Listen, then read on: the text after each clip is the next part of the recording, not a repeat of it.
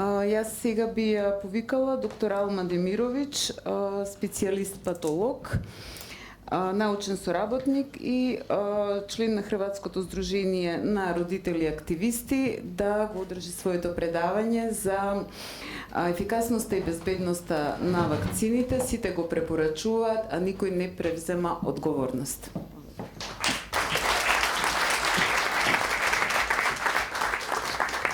Ja vas sve lijepo pozdravljam. Jako mi je drago da smo ovdje i mislim da je ovo jedan jako pozitivan i optimističan događaj koji ste organizirali, jer ipak može one neodlučne možda usmjeriti u odluci. Ono što sam htjela pitati Mateu je bilo pitanje da li ona na kraju te studije dobila, kao što mi sad odgovorila, znači nije ih još uvijek dobila, nego do svih ovih podataka došla preko stranica EME i FDA-a.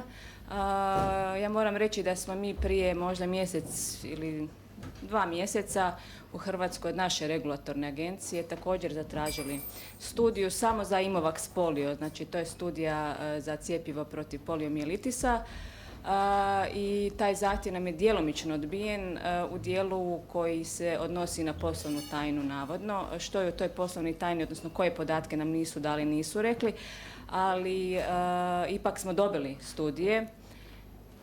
I bolje je da ih nismo dobili, jer one doista prikazuju sve ovo što je Matea rekla, dakle to je jednostavno premali uzorak i prekratko vrijeme trajanja. Mene konkretno osobno zanimao samo taj dio, dakle na kolikom broju djece oni to ispituju. Zemlje ispitivanja su tadašnjih 80-ih godina bile Tunis, Indija, Indonezija, Maroko.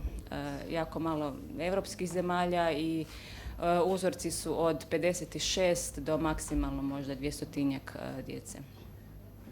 Deseci tisuća, kao što govore naši nadležni, jednostavno nije istina. Dobro, to nije bilo planirano, ali evo, kao što ste me najavili, ja sam liječnica i ujedno sam i predstavnica Hrvatske udruge roditelja aktivista. Majka sam 2 djece, to je djevojčica koja će sada napuniti 8 godina i sin koji će uskoro napuniti 5 godina. I ovdje zapravo danas stojim zahvaljujući mojoj kćeri, jer da nije bilo situacije s njom, ja cijepljenje i sustav cijepljenja zapravo nikad ne bih počela istraživati, i ovo može biti jedna pouka o tome što se desi kad na vrijeme se ne informirate i ne razmišljate. Kad se govori o cijepljenju, ja volim govoriti o nekim konkretnim stvarima, dakle ne svesti se u ovu ideološku raspravu koja je čak u sferi vjere, nego volim govoriti o konkretnim stvarima u sustavu cijepljenja. Pa ću tako ovdje sad prikazati samo nekoliko činjenica koje su već bile spomenute, da imate u glavi podatke o tome što znači cijepljenje u praksi, a ne kao ideja. Dakle, ovo tu je bila slika kalendara cijepljenja u Hrvatskoj za kalendara obaveznog cijepljenja u Hrvatskoj za 2019. godinu. Prema tom kalendaru je predviđeno da dijete samo do kraja osnovne škole primi čak 40 doza cjepiva protiv 11 zaraznih bolesti.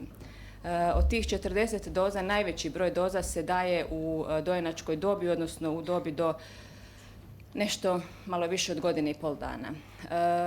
Isto je bilo tako rečeno da cjepiva sadrže brojne konzervanse i adjuvanse, od kojih bih ja istaknula aluminij kao najproblematičniji. Kao što je Matea spomenula, cjepiva ne prolaze farmakokinetička ispitivanja koja su standardi ispitivanja zapravo prije puštanja lijekova u promet za sve lijekove, obzirom da su cjepiva definirana zakonski kao lijek, svejedno ne prolaze ta farmakokinetička ispitivanja. Za sve ove teze zapravo postoji odgovor, uvjetno rečeno, druge strane, koja su objašnjenja toga što ja navodim. Niti jedno od tih objašnjenja ne poriče činjenicu da to sve skupa ne postoji. I kao što je bilo naglašeno, zapravo sustavno neko aktivno postmarketinško praćenje nuspojava, dakle praćenje nuspojava od trenutka kada je cjepivo pušteno na tržište da se njime cijepe milijuni djece, tako se praćenje ne sprovodi nigdje na svijetu. Što službena medicina govori o nuspojavama cjepiva? Službena medicina nuspojave cjepiva ne negira. Nuspojave postoje, kažu. Međutim, najveći dio njih su blage i prolazne. Teške i trajne nuspojave su iznimno rijetke. I to je zapravo opravdanje svega onoga zbog čega mi imamo ovdje debatu, a to je da se cijepljenje smatra najvećim medicinskim uspjehom 20. stoljeća. To je jedan od čestih argumenata koje se susretne tako u nekim raspravama o cijepljenju. I na tragu te ideje je donijeta u Hrvatskoj prije 2 godine takozvana deklaracija o važnosti cijepljenja. Ja jako volim tu deklaraciju o važnosti cijepljenja. Iz nje izdvajam jednu rečenicu. Ta rečenica koja je opet tako opravdanje ovakvog sustava masovne imunizacije koje se provodi kaže da je nesporno znanstveno utvrđeno kako je dobrobit cijepljenja za zdravlje ljudi neusporedivo veća od rizika pojave mogućih posljedičnih, u pravilu pojedinačnih neželjenih događaja.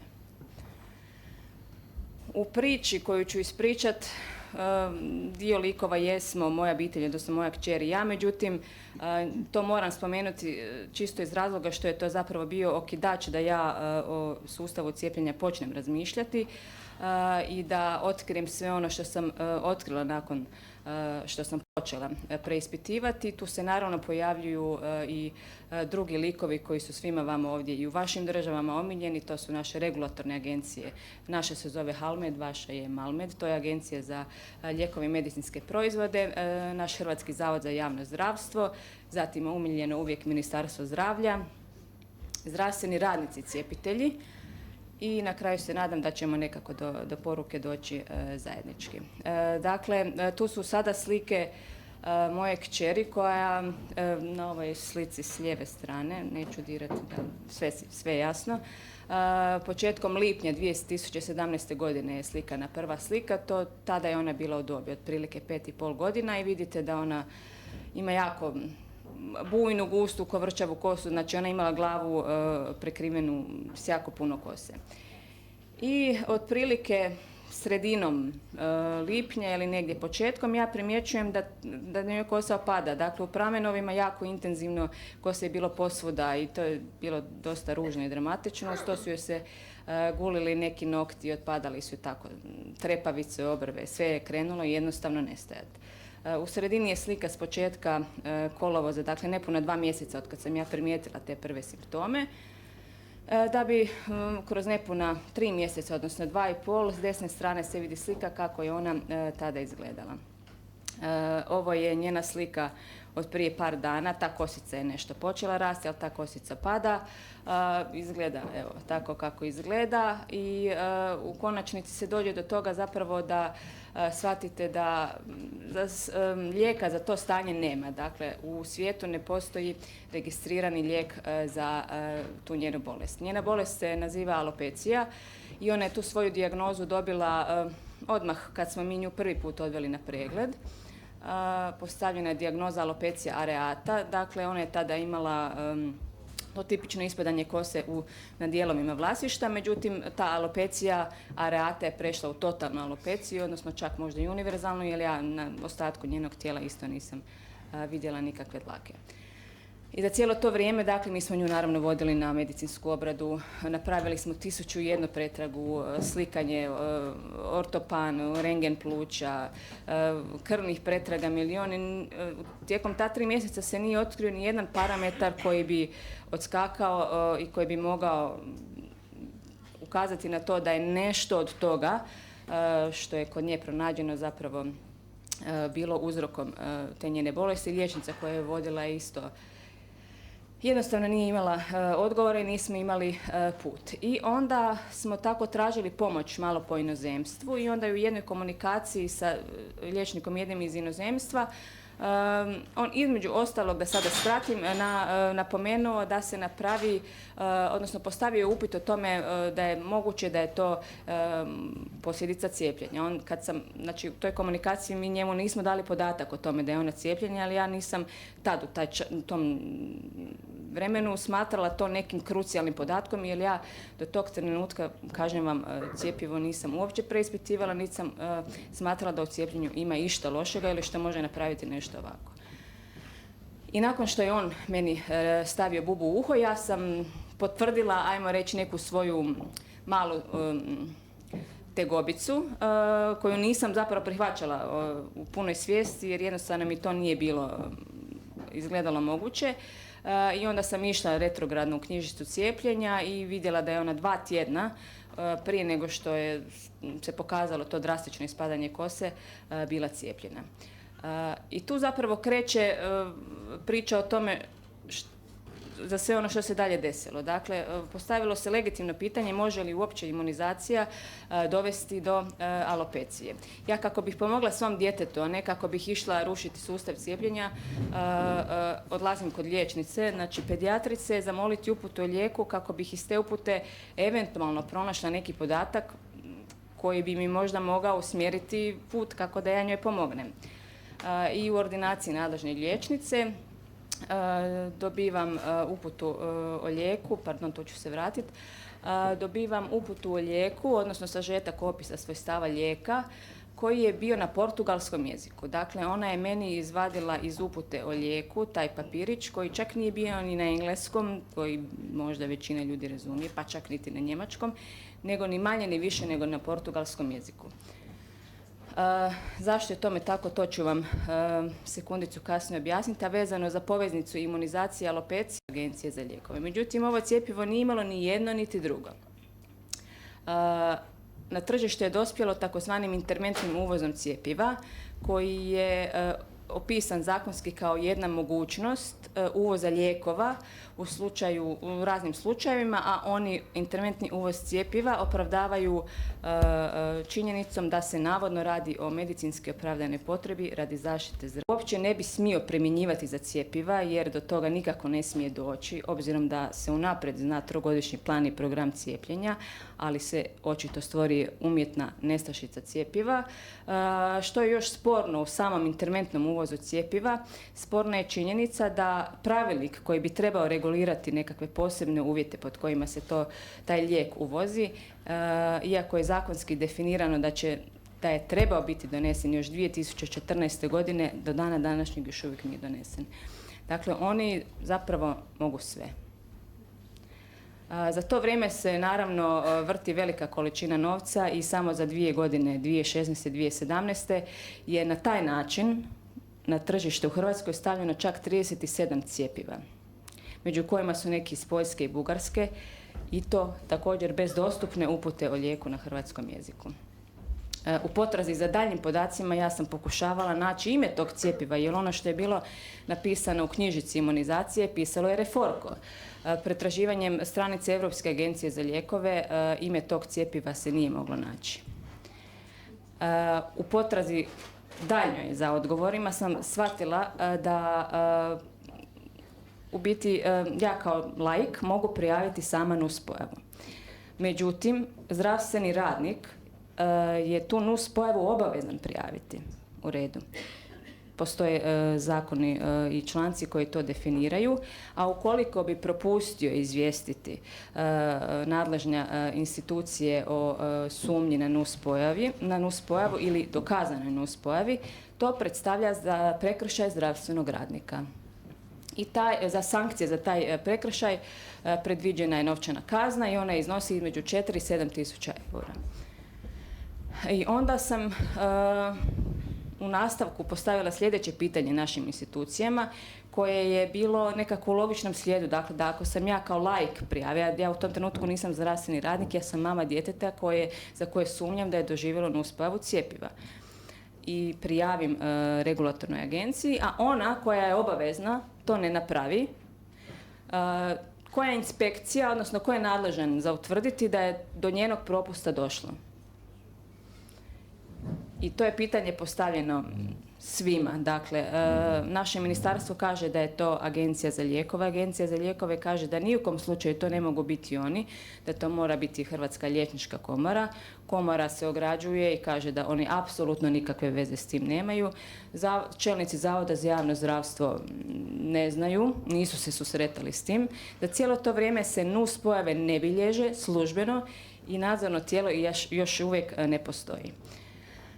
I zašto ja uvijek insistiram na tom postmarketinškom praćenju nuspojava? Sad kad smo vidjeli da su te prelicencijske studije takve loše kakve jesu, ne bi li barem možda u nekakvom praćenju zdravlja djece nakon što se cjepivo pusti u promet trebalo doći do nekih podataka. Svrha takvog prikupljanja podataka, odnosno informacija o nuspojavama nije prikupiti apsolutan broj nuspojava kako bi se znalo, jer se učestalost nekih pojava zna. Međutim, svrha toga je uočiti neke signale koji možda mogu ukazati da se događa neki problem koji se dalje treba istražiti.